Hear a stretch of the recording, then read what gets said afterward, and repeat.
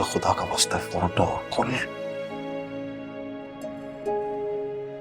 हाँ कुल उसे बुखार हो गया है, तो मुझे बताओ तुम कौन सी दवा देती हो उसे? वो सारा दिन मिट्टी में खेलता रहता है तो बुखार चढ़ गया उसे।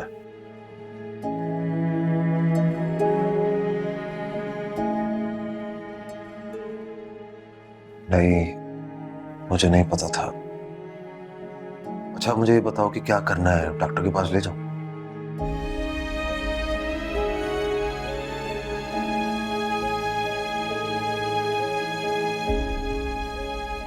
ठंडी पट्टियां? हाँ ठीक है, वो मैं रख दूंगा। और बताओ और भी क्या करना है?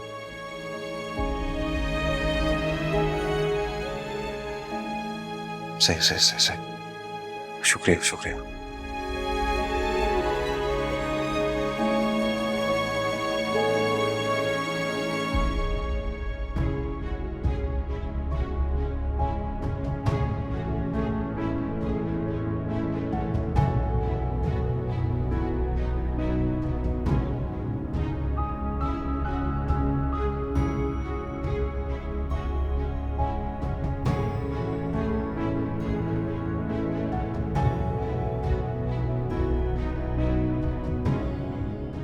Good morning.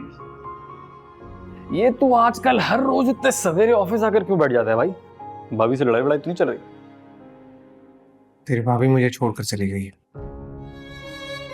हैं? सच में?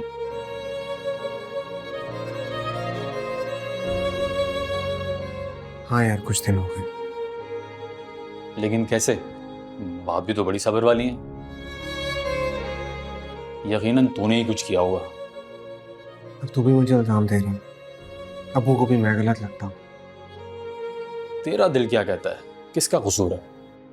क्या अपनी सगी औलाद को प्यार करना कोई गुनाह है?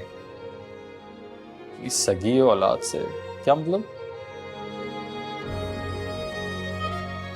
यार, कुल को लगता है कि मेरे अपने बच्चे के पैदा होने के बाद मैं असद को वो प्यार नहीं करता जो पहले करता था। यार वैसे बात तो सच है। अपने बच्चे के पैदा होने से पहले ही असद से बेजार हो गया था तुम। याद है मैंने भी तुझे एक बार टोका था कि असद के हवाले से रवैया बदल रहा है तेरा। याद है ना? उस बच्चे का बाप बनने का हल्फ उठाया तूने खुदा को हाजिर नाजिर जानकर, जब तूने निकाह किया था भाभी से। याद है? भाभी नहीं, तू गलत है, बल्कि मुजरिम है उनका। तूने खून किया उनके इत्मीनाद का। अबे वो बेचारी तो पहले ही एक मर्द की डसी हुई थी, तुझ पर भरोसा करके तुझसे शादी की, और तूने क्या किया? वसीम प्लीज चुप कर जा। मैं तो चुप कर जाऊंगा दोस्त, लेकिन तेरा ज़मीर इन बातों पर मलामत नहीं करता तुझसे।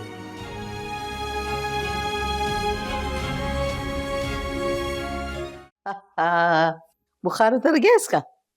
हाँ बुखार तो उतर गया है, कल रात में तो उससे परेशान ही कर दिया था।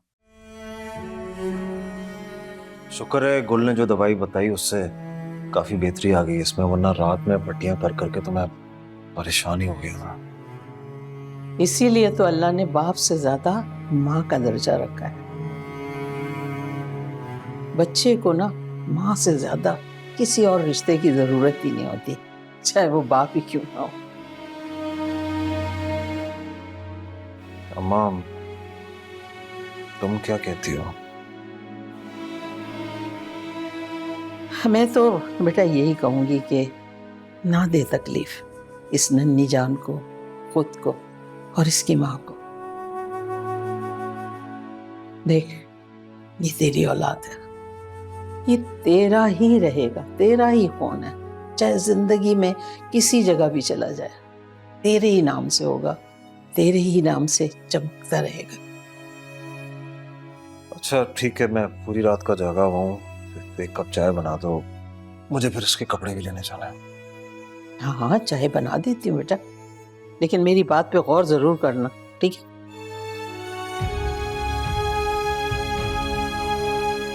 असद का बुखार उतरा? हाँ जी उसका बुखार उतर गया है। तुम्हारा बहुत बहुत शुक्रिया, तुम अगर मुझे वो दवा ना बताती तो पता नहीं क्या होता।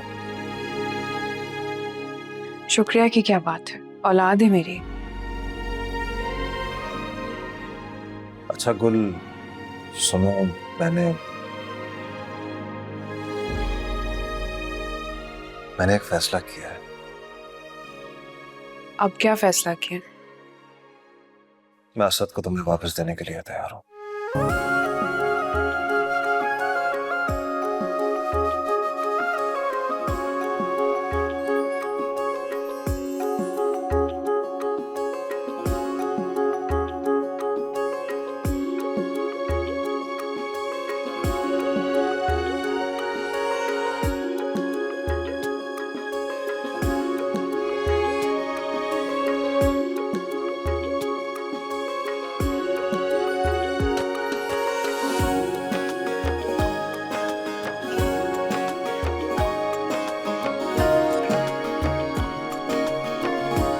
भाभी,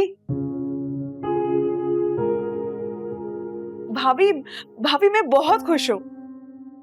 अच्छा, असद आ रहा है?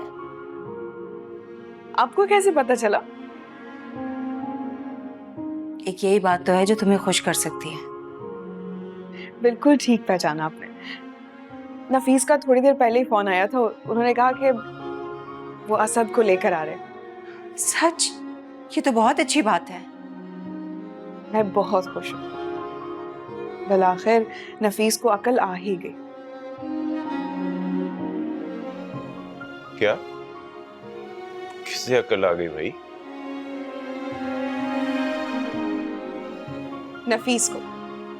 नफीस का फोन आया था, उन्होंने कहा कि वो असद को वापस छोड़कर जा रहे हैं मेरे पास। क्या? ये तो वाकई मौजज़ा है भाई।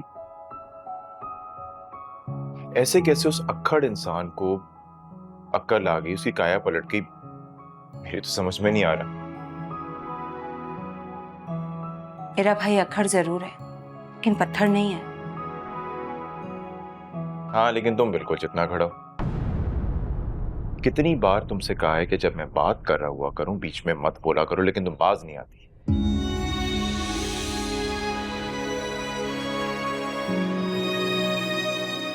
मम्मी भाई, अब आप ज्यादती कर रहे हैं भाभी के साथ। निकाल लें अपने दिल की भड़ास।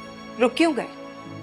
हर वक्त लड़ने को तैयार रहती है और वैसे बड़े दावे करती है कि मैं बदल गई हूं, जुबान बदल गई है मेरी, लेकिन नहीं, अभी तक वैसे की वैसी हो तुम। तुम्हारी फितरत कभी नहीं बदल सकती। तंग आ गई हूँ आपकी चिक चिक से। किसी दिन फंदा डाल के मर जाऊंगी ना तो ढूंढते रहिएगा मुझे। जाओ, कर ली तुमने खुदकुशी।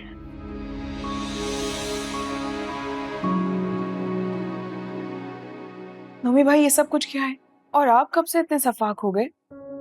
तो गुल, तुमने उसकी बातें नहीं सुनी? कैसे जुबान चलती है उसकी, कैसे जवाब देती है वो मुझे पलट के। मम्मी भाई, आपको क्या हो गया है? इन सब में सुरैया भाभी का कोई कसूर नहीं है। अगर किसी का कसूर है तो वो आपका अपना कसूर है। किसी मरे हुए इंसान को मजीद मारने, ये कहाँ की दानिशमंदी?